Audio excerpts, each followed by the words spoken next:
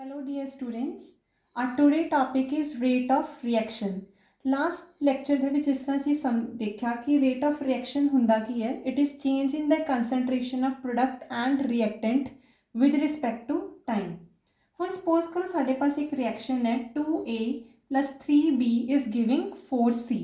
ਹੁਣ ਅਗਰ ਅਸੀਂ ਇਸ reaction the average rate of reaction ਲਿਖਣਾ ਹੋਏ ਤਾਂ ਕਿਸ ਤਰ੍ਹਾਂ ਲਿਖੋਗੇ? ਹੁਣ ਸਾਨੂੰ ਪਤਾ ਹੈ कि रेट ऑफ रिएक्शन क्या है, change in concentration with respect to time. ये जो ब्रैकेट का साइन है it is defining the concentration. It delta define कर रहा है कि चेंज कितना चेंज हो रहा है. सो हुण सानू पता है कि इनू असीं लिखांगे change in concentration of A with respect to time. अगर असीं rate with respect to a reactant लिखना है it will be delta A in bracket upon delta t. ਹੁਣ सन divided by its stoichiometric coefficient. ਹੁਣ ਜਿਸ ਤਰ੍ਹਾਂ ਇੱਥੇ a ਦੇ ਅੱਗੇ ਜਿਹੜੇ 2 moles of a ਹੈ ਇਹ 2 ਨੂੰ ਅਸੀਂ ਕਵਾਂਗੇ ਕਿ ਇਹ stoichiometric coefficient of a ਹੈ, 3 stoichiometric coefficient of b, 4 is stoichiometric coefficient of 4. जब ਅਸੀਂ rate of reaction ਲਿਖਾਂਗੇ ਤਾਂ ਅਸੀਂ ਲਿਖਾਂਗੇ ਕਿ a the concentration with respect to time किस तरह decrease कर रही है, चेंज कर रही है with divided by its stoichiometric coefficient. तुसीं एक चीज़ ऑब्जर्व कर रहे हो कि इत्थे असीं साइन लिखिया माइनस. माइनस क्यों लिखिया? क्योंकि साडा विद टाइम रिएक्टेंट कंज्यूम हो रहा है. Secondly with respect to B की होएगा change in concentration of B with respect to time divided by its stoichiometric coefficient. B का स्टोइशियोमेट्रिक कोफिशिएंट की है 3, इसलिए असीं इसनूं 3 दे नाल डिवाइड कर दिता. अगेन ये भी साडा रिएक्टेंट है जो कि है इन रिएक्शन कंज्यूम हो रहा है, इसलिए इत्थे लगावांगे असीं साइन माइनस.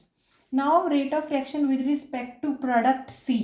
हुण सानूं पता है कि प्रोडक्ट एक नवीं चीज़ बन रहा है तो इत्थे असीं साइन लवांगे पॉजिटिव.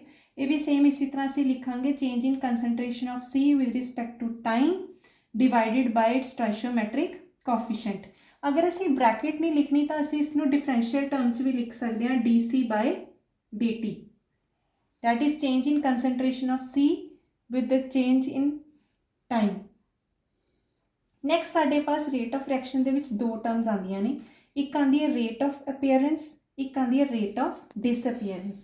हुण सानू पता है rate of appearance इत्थे किहड़ी चीज़ appear हो रही है that is your C, मतलब नवीं चीज़ बन रही है, and disappear की हो रही है A and B. Now rate of disappearance C नू अगर असीं लिखना है तो it will be इनू असीं लिखांगे D C by D T या change in concentration of C divided by change in time.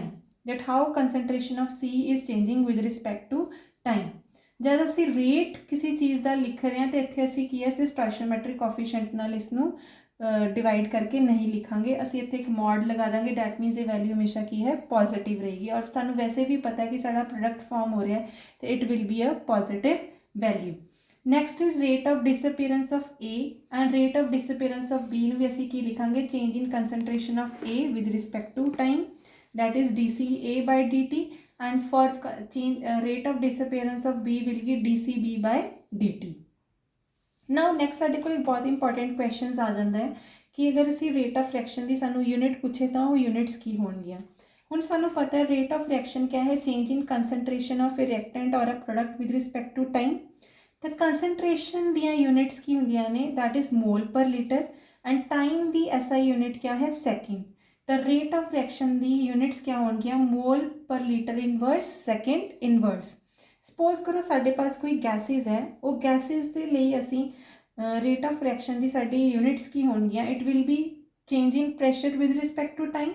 As we know pressure की साड़ी SI यूनिट है एटमोसफीयर एंड टाइम दी सेकेंड, तो इसकी यूनिट क्या है एटमोसफीयर सेकेंड इनवर्स. नाउ साडा सेकेंड पार्ट है कि किहड़े फैक्टर्स हैं जो ये रेट ऑफ रिएक्शन नू अफेक्ट करते हैं. साडा फर्स्ट है नेचर ऑफ रिएक्टेंट.